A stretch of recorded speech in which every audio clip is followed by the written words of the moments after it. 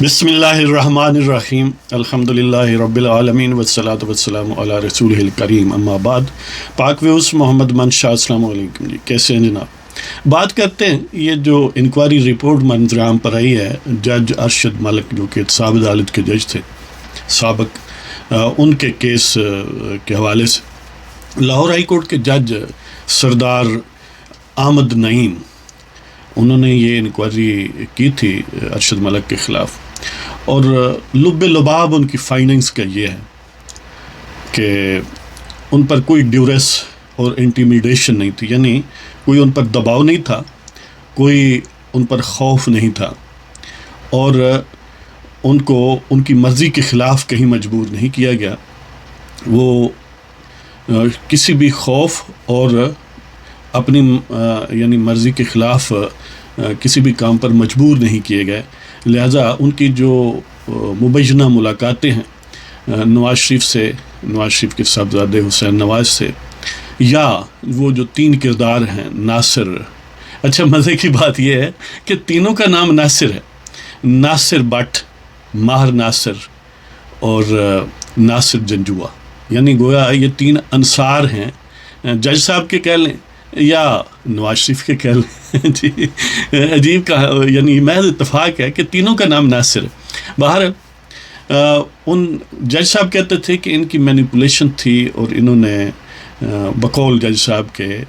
مجھے پریشرائز کیا، سکینڈلائز کرنے کی دھمکی دی اور ان ملاقاتوں پر مجبور کیا. جبکہ جسٹس سردار احمد نعیم کی فائنڈنگز یہ ہیں رپورٹ میں، انکوائری رپورٹ میں، کہ جج صاحب کو کوئی مجبوری نہیں تھی، نہ ہی ان کی مرضی کے خلاف وہ کہیں گئے ہیں، اپنی مرضی سے گئے ہیں اور بلا خوف و خطر گئے ہیں، رضاکارانہ انداز میں جو بھی. اور یہ سارے جو انصارے جج صاحب یعنی ناصر جنجوعہ، ماہر ناصر اور ناصر بٹ، ان کو ہمیشہ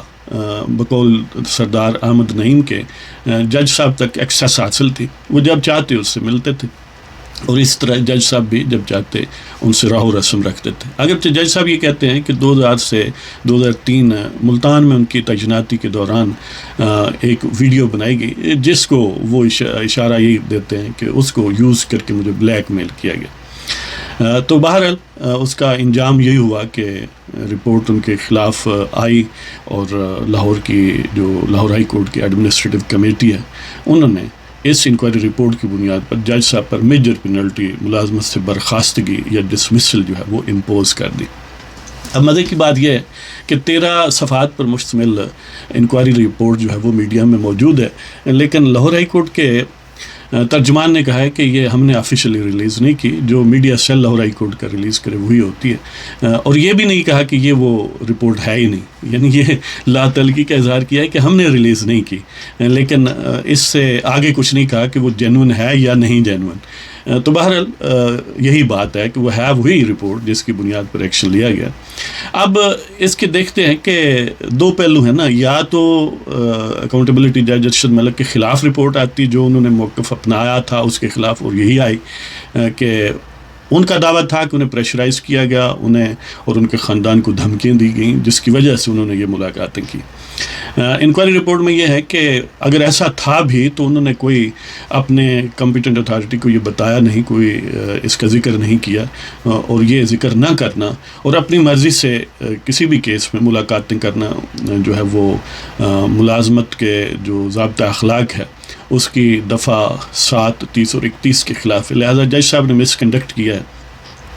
اور یہ کنڈکٹ جو ہے ان بیکمنگ آف اے جج ہے، لہٰذا ان کو فارغ کیا جانا چاہیے، اور وہ فارغ ہو گئے. اب دوسرا آپشن یہ تھا کہ وہ ان سے ایگری کرتے، یعنی ارشد ملک نے یہ کہا کہ مجھے پریشرائز کیا گیا اس وجہ سے اور میں نے یہ ملاقاتیں کی. اس صورت میں بھی نتیجہ یہی نکلتا تھا، اس لیے کہ انہی دفعات کے تحت جج صاحب کا کسی زیر دباؤ آ جانا، کسی خوف کا شکار ہو جانا، اپنی مرضی کے خلاف اسے مجبور کرنے میں کوئی کامیاب اگر ہو جائے کسی سے ملنے یا وغیرہ وغیرہ، تو اس صورت میں بھی وہ مس کنڈکٹ ہی بنتا ہے. یعنی جج صاحب عجیب کہانی ہے کہ خود ایسے ٹریپ میں آئے کہ اب وہ چاہتے بھی، لاہور ہائی کورٹ کے جج چاہتے بھی جن کی انکوائری رپورٹ جنہوں نے سبمٹ کی یا اس پر جو فردر ایکشن ہوا، وہ چاہتے بھی تو نہیں بچا سکتے تھے. یعنی دو ہی پاسبلٹیز تھی نا، یا تو ارشد ملک جو کہتا ہے وہ صحیح ہے تو پھر بھی مس کنڈکٹ ہے، وہ غلط ہے تو پھر بھی مس کنڈکٹ ہے. لہذا یہ وجہ ہے کہ ارشد ملک کو ہٹانے کے علاوہ کوئی آپشن بچا ہی نہیں. یہ ان کی پتہ نہیں ذہانت کی علامت ہے یا کیا ہے جی. اب آتے ہیں آگے کہ نواز شریف صاحب کو العزیزیہ ریفرنس کیس میں انہوں نے سزا دی.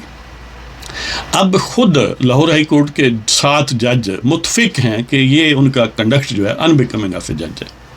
اب ظاہر ہے جب یہ بات اسٹیبلش ہوگی، اور یہ کنڈکٹ جو ہے وہ طویل عرصے پر مبنی ہے، یہ کوئی اچانک 2-4 دن کی بات نہیں ہے. وہ خود کہتے ہیں کہ 2000 سے آنورڈ یعنی 20 سال ہو گئے ہیں ان کا، ظاہر ہے یہی کنڈکٹ ہے. تو اس کا لازمی نتیجہ یہ ہے کہ انہوں نے جو فیصلے دیے وہ ویشیٹڈ ہیں، وہ ان کو ریکنسیڈر کرنا چاہیے. خاص طور پر وہ فیصلے جن پر یعنی کچھ تو فیصلے ہوں گے جو گزر چکے، جن لوگوں نے سزائیں بھی بھگت لی ہوں گی، اور وہ کچھ فیصلے ہیں جو اب بھی جاری ہیں. تو ان کا جو بیڈ امپیکٹ ہے، اور پھر وہ کھوسا صاحب کہتے ہیں کہ یہ جج بدبودار ہے، لیکن اس بدبو کا اثر جو ہے وہ فیصلوں پر نہیں ہوتا. یہ بھی ایک عجیب بات ہے. اس کا یعنی یہ بھی موقف جج صاحب کا ہے کہ پریس میں تو انہوں نے کہا کہ مجھے پریشرائز کیا گیا، بلیک میل کیا گیا، جبکہ جو اپنا فیصلے میں وہ جو نواز شریف کے خلاف فیصلہ ہے اس میں یہ صاف لکھا، اس کے پیرا میں انٹر کیا، اور وہ زیادہ ویلڈ ہے کہ میں کسی بلا خوف و خطر یا بلا خوف و لالچ کے یہ فیصلہ کر رہا ہوں، مجھ پر کوئی دباؤ، کوئی طمع، کوئی سلسلہ نہیں ہے.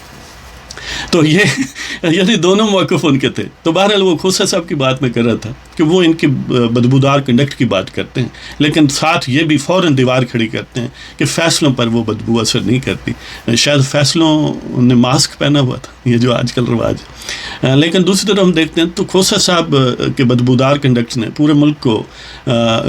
بڑی حد تک یعنی بدبودار کیا ہے، کہ اس لیے کہ جو بھگوانوں نے ملک میں عدم استحکام پیدا کیا اس میں کھوسا صاحب ایک لینچ پن کی طرح یوز ہوئے ہیں، اور وہ 5 پیارے ججز جو. اور اس کا ایک اور پہلو یہ ہے کہ اب جو جسٹس اعجاز الاحسن ہیں جو سپروائزنگ جج تھے، وہ کیا سپروائز کرتے رہے؟